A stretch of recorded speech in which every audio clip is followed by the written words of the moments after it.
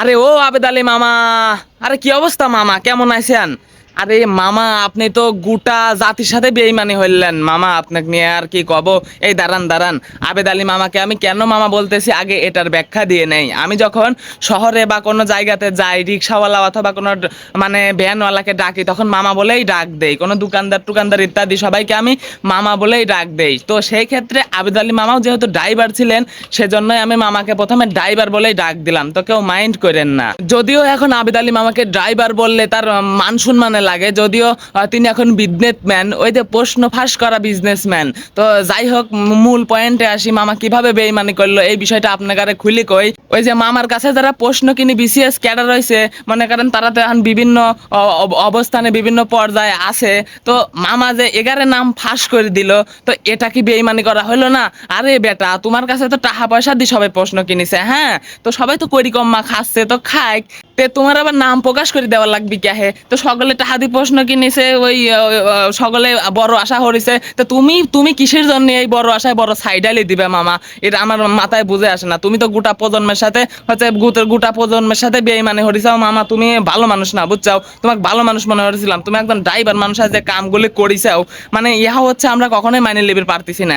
আর তুমি এই নামগুলি কিসের জন্য প্রকাশ করা লাগবে আমার কাছে একটু কও তো মামা। তারা সবাই তো করি কম্মা খাবির লাগতেছিল, ভালোই দিনকাল কাটতেছিল তাগারে। তো এখন তো তারা ডিম দিবিনি, ডিম যারা ওই যে প্রশ্ন কিনে বিসিএস ক্যাডার রয়েছে, তোমাকেও ডিম দিবিনি। যারা তোমার কাছে প্রশ্ন কিনে ওই যে বিসিএস ক্যাডার রয়েছে, তাগারেও ডিম দিবিনি। এখন দেহ নাকি আবার ঠেহে মজা বুঝে নে। তো তুমি মামা এখন ডিম খায় নে, দেখেন নাকি আবার ঠেহে। তো মামা, আমার সবচেয়ে মনে হচ্ছে তোমার এই সাওয়ালটার লেগিন কত সুন্দর জীবন যাপন করবে লাগিছিল, চিন্তি করা যায়। কোটি কোটি টাকার বাড়ি, কোটি কোটি টাকার গাড়ি তুটপিল লাগিছিল। তুমি তো তার আশায় তুমি সাইড ঢালে দিলা। তুমি তোমার সাওয়ালের সাথে বেইমানি হইলে মামা। তুমি কি ভালো মানুষ? তুমি কখনোই ভালো মানুষ না। এটা আল্লাহ, আমার তো মনেই নাই মামা হচ্ছে উপজেলা চেয়ারম্যান প্রার্থী ছিল। একটা জিনিস চিনতে পারেন আপনারা, মানে একজনের কত টাকা হইলে উপজেলা চেয়ারম্যানের দাঁড়াবি চাই রে বাবা রে বাবা, কঠিন ব্যাপার। ও আল্লাহ বাঁচাইছে, আল্লাহ বাঁচাইছে যে তোমার অপকর্মগুলি আগেই ফাঁস হয়ে গেছে। তুমি যদি এখন উপজেলা চেয়ারম্যানে দাঁড়াইতে, আল্লাহ না করুক তুমি যদি উপজেলা চেয়ারম্যান হয়ে যাইতে, তাহলে সেই উপজেলার মানুষের কি অবস্থা হইতে মামা, একটু চিন্তি হইতে দেখাও। আরে আল্লাহ, আমার তো সে কথাই মনে নাই তুমি একজন উপজেলা চেয়ারম্যান হবির লাগিছিল। আল্লাহই বাঁচাইছে ওই উপজেলার মানুষ। তুমি উপজেলা চেয়ারম্যান হয়ে গেলে সে উপজেলার মানুষের আর কোনো কষ্ট থাকতি না, থুক্কু কোনো সুখই থাকতি না, আমি যা দেখতেছি মামা। ও মামা, তুমি তো একজন ভালো মানুষ, তুমি তো একজন দানবীর। তুমি প্রশ্ন ফাঁস করে যত টাকা পেয়েছো সবই দান করে দিয়েছো আল্লাহর রাস্তায়। তোমার মতো দানবীরে বাংলাদেশে আর দুই একজন আছে কিনা আমার জানা নাই। তো মামা, তুমি পাকা বেঈমান, তুমি বেঈমানের ঘরের বেঈমান। তুমি তোমার কাছে প্রশ্ন বিশ্বাস করে প্রশ্ন কিনে যারা বিসিএস ক্যাডার রয়েছে, তুমি তাগারে আশায় সাইডালে দিছাও।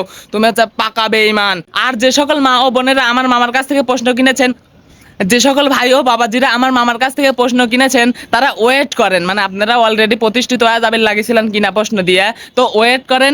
গরম ডিম আপনাদের লেগিনও আছে। তো মানে গরম ডিম খাওয়ার জন্য আপনারাও রেডি থাকেন, বুঝছেন? আবেদ আলী মামু কাম খান কি করেছে, হ্যাঁ? চিন্তা করে দেখেছেন? ও ওর ছাওয়ালের সাথে বেইমানি হরিছে। ও ও মানে 115 জনের যে নামের লিস্ট দিছে, উগারের সাথে হচ্ছে ও বেইমানি হরিছে। এই হচ্ছে পাকা বেইমান, খারাপ বেইমান। এই সুমন্দির ছাওয়াল সবচেয়ে বড় বেইমান আমি কব। আপনারা কি করবেন আমি জানিনি, বুঝেছেন? তো এই আবেদ আলী মামা, তুমি হচ্ছে আমরা ঠিক করো নাই। আর হ্যাঁ, যাও তুমি ডিম খাও গা, যাও তুমি ডিম খাও গা মামা, যাও। আমি একটা কথা বুঝি পাই না, যে এই সুমন্দির ছাওয়াল এত টাকা পয়সা পায় কনে? হরে ড্রাইভারের চাকরি, ভালো কথা, ড্রাইভারের চাকরি হচ্ছে ভালো কথা, কিন্তু এসব কাম করার লাগবে কে সুমন্দির ছাওয়াল?